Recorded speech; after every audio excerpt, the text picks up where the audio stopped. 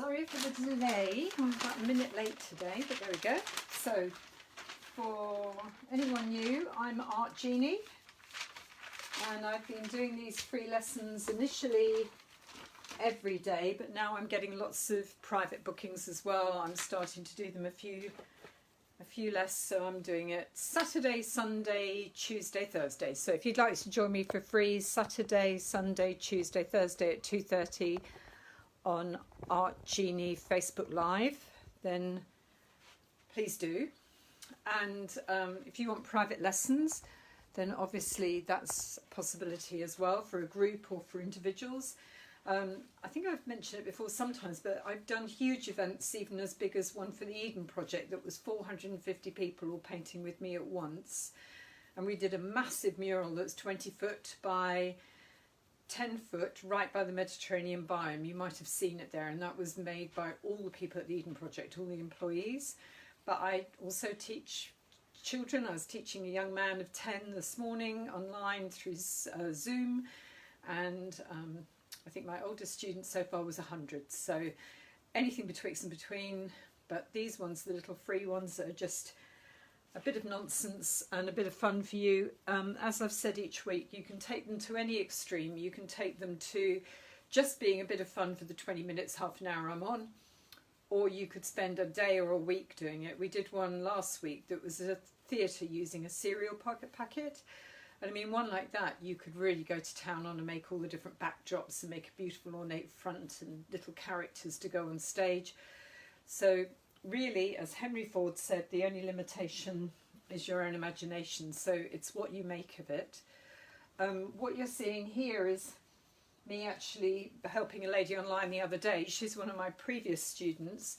And what I offer as a service to people who pay for the private lessons is I then support you for free. So we'd done the lesson, she got a bit confused with something, so she sent me her image, which is under here somewhere, and the photograph, and then I diddled around in front of her showing how she could have made even more of the picture she did. So when I do the private lessons, it's very quick learning, but you also get total support. So they're not the cheapest ones that you're going to find. You can find group ones where you're just going to copy the teacher a bit, probably a lot cheaper, but at the same time you're going to get all that backup and support. And there's one lady who contacted me 26 times in the first week after her lesson, showing me all the, wow, look what I've done and what could I do with this one. Just said, I really didn't believe you meant it, but you really do like supporting people. And I do. That's what I think my job is. So you pay for all of that. Now that's the remains of a lesson we did last week, so I'll get rid of that one. And there's the remains of another lesson we did last week there, which was the one on reflections. So that one's up there somewhere. But this is for today. Now, just very quickly before we start, the private lessons, unique approach being used by things like a Discovery Channel, Neurosciences, Oxford University, etc. 3-hour progress, 10-year-old girl, not copying. This is nothing like any way that anyone else teaches art. 3 hours on perspective, even architects have said they couldn't believe what they learned. 3 hours on paint, end product, 5 lesson progress, 90-year-old stroke victim, 4 lesson progress, 50-year-old German lady, 3 lesson progress, 40-year-old Sri Lankan man. So it's about speed learning, but you're doing it on a core fundamental knowledge, what I refer to as the grammar, spelling and punctuation of art. Not just guesswork and not just copying a teacher without really understanding why you're doing something. So there we go. Now, I've had a bit of a daft idea for today, but I think those who've been on often will know I'm full of daft ideas, but they're quite fun. So this idea is a bit like one we've already done, but it was just something that kind of took my fancy, so we're going to give it a go. As always, you're going to need A4 paper. It could be potentially coloured, it could be thicker. I like that kind of slightly thicker stuff. All of that is really up to you. Now, I've got a picture I'm going to demonstrate here with you with, but to be honest, it's a bit big for my page, so really I should have shrunk it down to being a bit smaller. But what we're going to do today is we're going to make our own house. Now, my house is a very tall, thin house, and I couldn't take a photo of it. So I used a photograph of a house that I used to know many years ago. And I've got that. Now, this isn't the best picture of the house because it would have been better if I'd taken it front view on. But this will kind of demonstrate what we're going to do. Ideally, what I need you to do is, with your piece of paper, would be to fold it in half. And it's going to be like a card, the way it's going to stand up. So I'm just folding my paper in half first. And then you're going to have to use your imaginations a little bit. Which is, in this case, if I was using this house, I would do it in this orientation, because then that would fit nicely onto my card. If I was doing my house, which is a tall, thin house, then I would do it this way to fit it on. So you're going to have to use your sense over that one. And obviously, everything for you is back to front, I know, so it might look like I'm doing this the wrong way, but you do it the normal way. It's only because I'm in reverse at the moment, everything looks a bit peculiar. So that would be the plan. Now this house, which is the one I'm going to demonstrate, we would have to do this way. I'm going to do it too big, partly because my photograph is too big, and also so you can actually see what I'm doing. And what we're going to do is lay a sheet of paper over your printout of a house. Now obviously you could take a photo of your own house and print it out at home. If you haven't got a printer at home, then you can just do it as best you can. Now you won't be able to see anything, but if I took that over to my window and held it against the window, you can already start seeing the light shining through and you can see it a bit. Now, as those of you who have worked with me before know, I've got a light box here and it's a bit buzzy for you. It will make it a bit stroby, but it actually makes it easier for me to demonstrate. So you're going to take, my stand is sagging again. I don't know why it's doing this at the moment. There we go. All right, so there's the light box. And I'm going to do this in felt pen. That is only so you can see. I would suggest that you actually did it in pencil. You're going to take it to the window. I'm taking it to my light box. So there's the photograph. Here's the sheet of paper in front, and you can already see it through a bit. When I hold it here, you'll be able to see it through really easily. With a pencil, I'm only using felt pen so you can see me. I want you to margin out, that basically means draw, the edges of the building. Now, as I said, in an ideal world, I should have taken this photograph straight on. But when I tried to do that of my own house, it all got very difficult because it's such a tall, thin house. So I ended up using this picture, which isn't the best. But you'll still be able to get the idea. And again, as I said, it's the beginning of an idea that you can then develop. If you've only got a small image of your house, I suggest that you blow it up a bit bigger so that it virtually fills your half of the page. And I'm just putting the porch on this house. It's got a porch here. And I'll put the side bit on. There we go. And I'm doing this very quickly and not particularly well. But there we go. So there's some lattice or something there. I've got windows here. Now I'm not going to finish every last thing here. You probably would want to do more, but I'm just going to give it a quick whiz so that you can see roughly what I'm about. So we've got this. I'm going to do a few bits up there, a few bits there, cross, cross, crisscross, crisscross, other bit of the building there, side of the building. This bit comes out forwards, and then this bit's got another window over there. And basically we've now got a general view of my building. All right, so that's phase number one. Now I'm going to move that away from you so it doesn't keep blinding you, and bring you back over to my flip chart over here. And I'm going to just pop this up here for a minute. I might have to use a piece of sellotape for a sec. Oh, actually no, I'll just fold it. So that's the beginning of your house, and you might want to do, depending what there is there, a bit of a tree or something here, and maybe a bit of a tree or something here just to join it over to the sides of the page. So there we go. So there's the house. That's the beginning of that. Now, this is when we're going to start getting clever. This, in your case, will be on the front face of an opening card that will open like this. Either this way, that way, whichever way suits you. But I would have had this one this way. But by doing it bigger, you can see what I'm doing. Now, if this is someone little, I suggest we use scissors. If you're bigger, or you've got a mum or a dad or a big brother or sister or someone to help you, then possibly you could use a Stanley knife or a cutting knife. Now, I'm not going to do that today, and if you did do that, you're going to do it on a board. So don't do it straight onto Mum's best dining table or anything. You won't be her friend. But I'm going to do it with scissors. Now, I'm using gigantic scissors, which is a bit stupid, but it's just to prove it's possible. Now, I've explained before that if I wanted to, for example, cut the door open here, the way to do it is actually to fold the page right near where you want to cut and then snip into the frame of the door like this. So that's the frame of the door, and I'm just snipping in like that. I've now got a beginning of a line, and then what I can do is cut down the rest of the line, and then I can cut the door open by cutting across at the top and the bottom.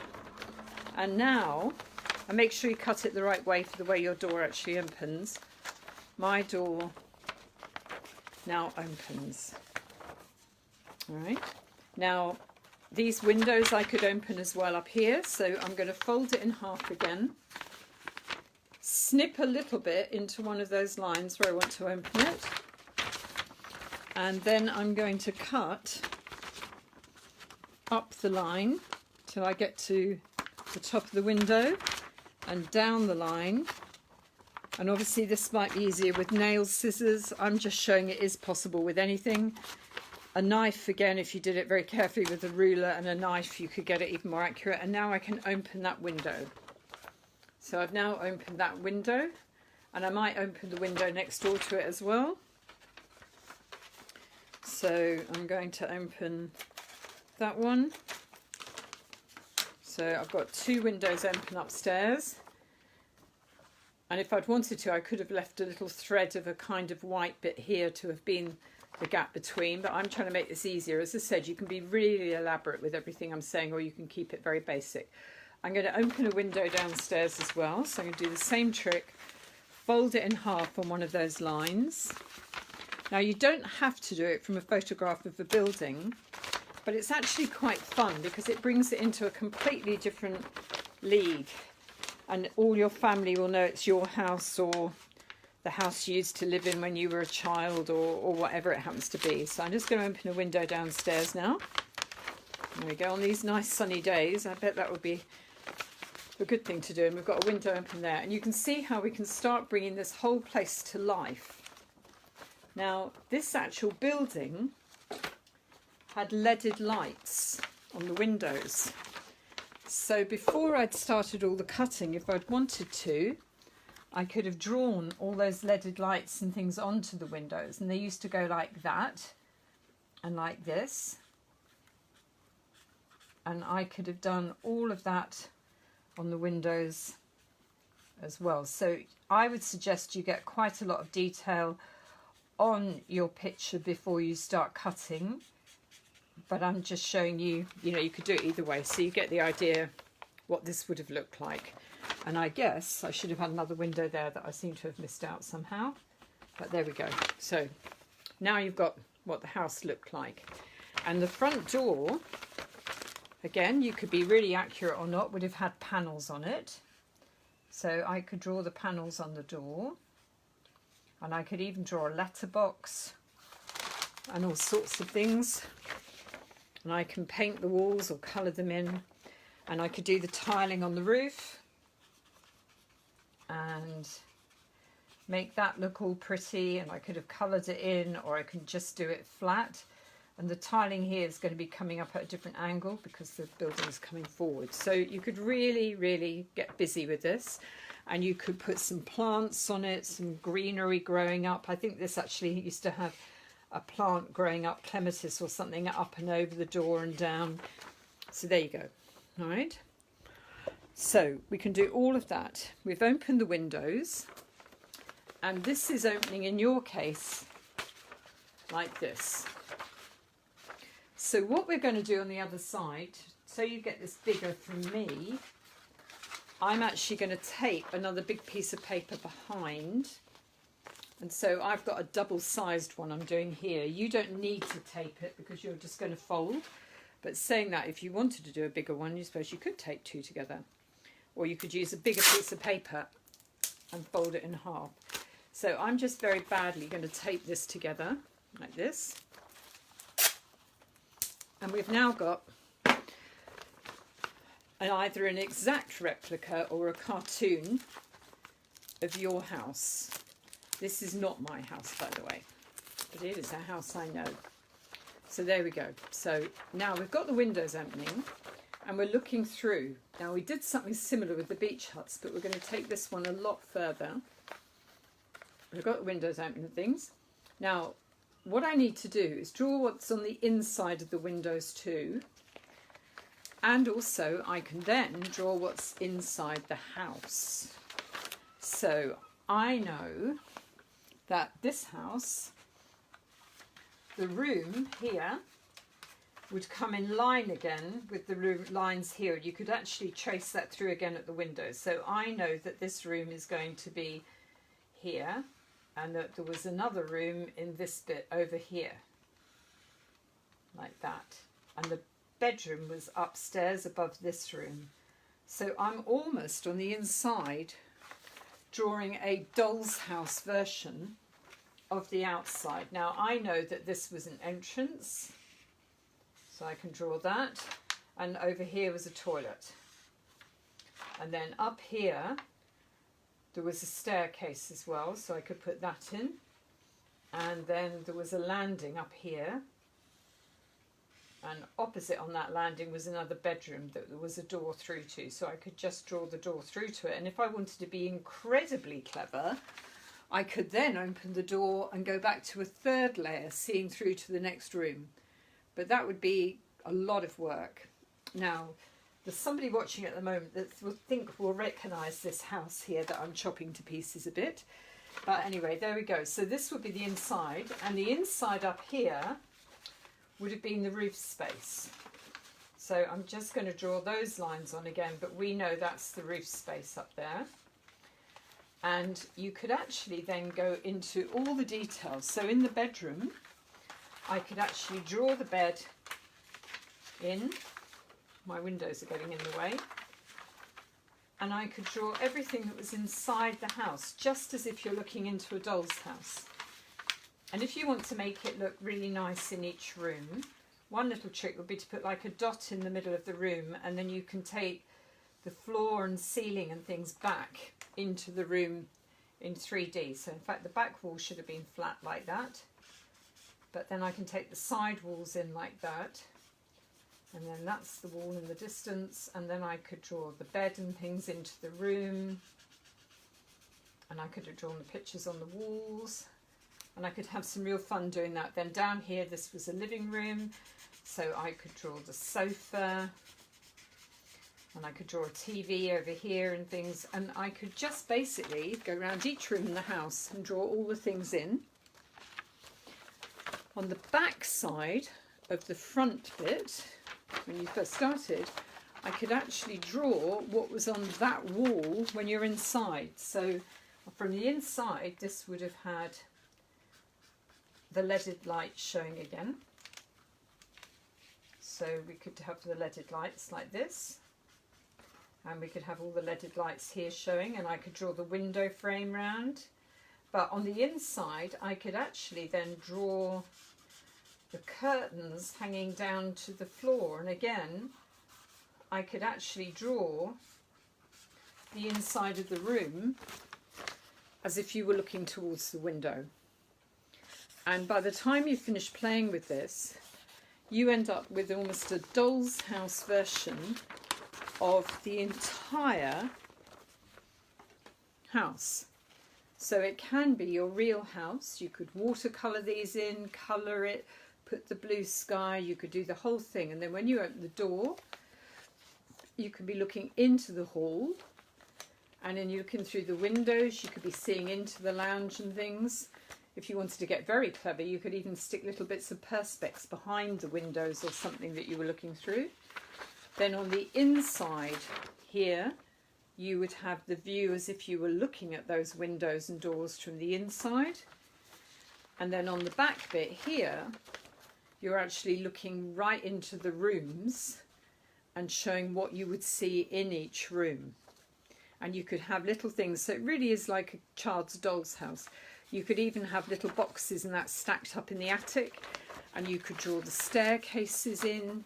You could do all sorts of things. Now, the other day when we did this, we did something similar, but we did it with a beach hut, and then we sometimes did it as if we were seeing out to the view through the beach hut. Other times we did what was inside it.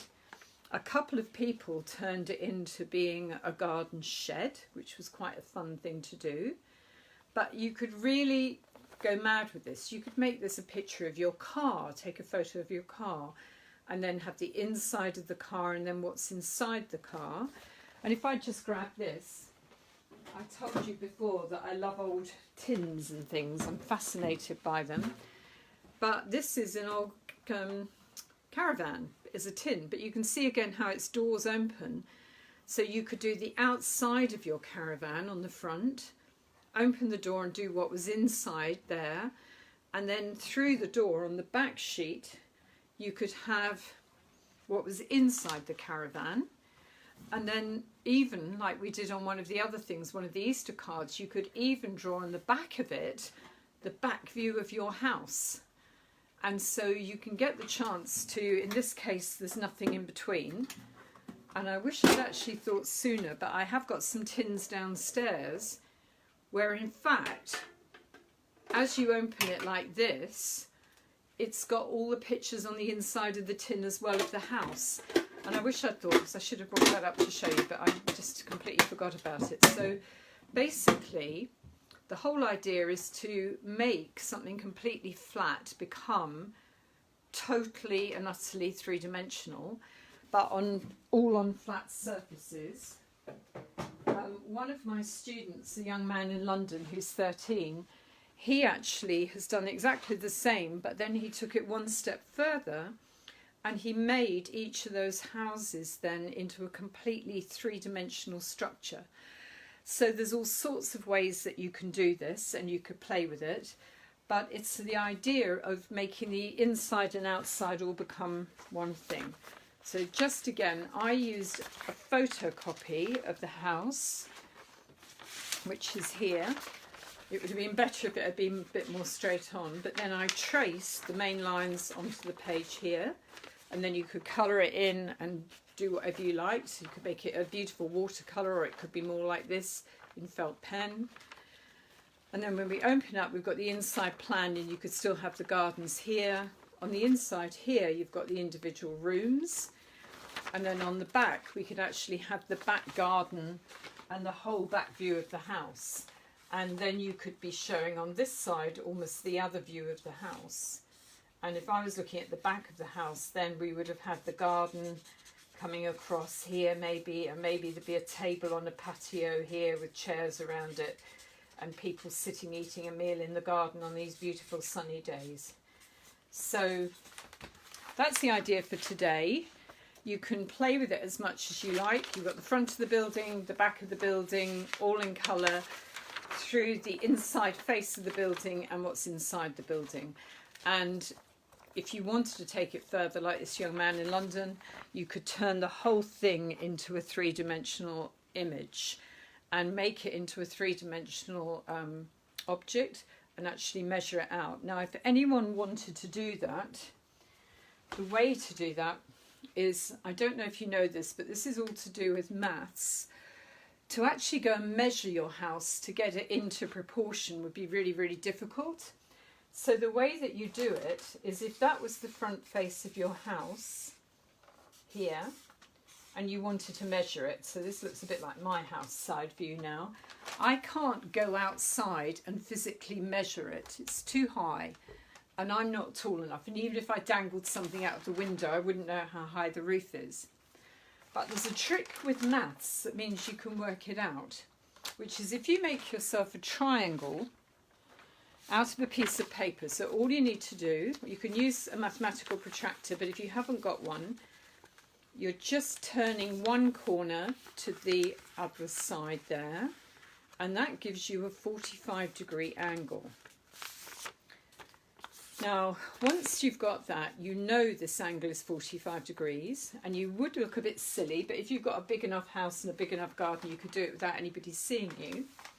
If you go and lay down over here somewhere with your eye right down in line with the, that's somebody laying down, that's their bottom, and that's their feet now, there.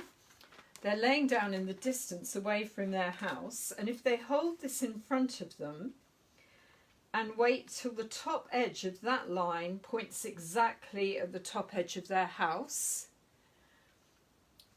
and that their eyes are obviously in line with the bottom of the house, if they make a mark here and then actually measure that either in footsteps or with a tape measure, whatever that distance is there, say it was 10 metres, then that would mean to the top of the house, because laying here with this by their eye with that flat on the ground, that went to the top of the house like that, then that means that a distance here to the top of the house is also 10 metres. Then if they moved a bit closer till the top of that line was touching here, like that, then they'd have to move themselves to about here for that one.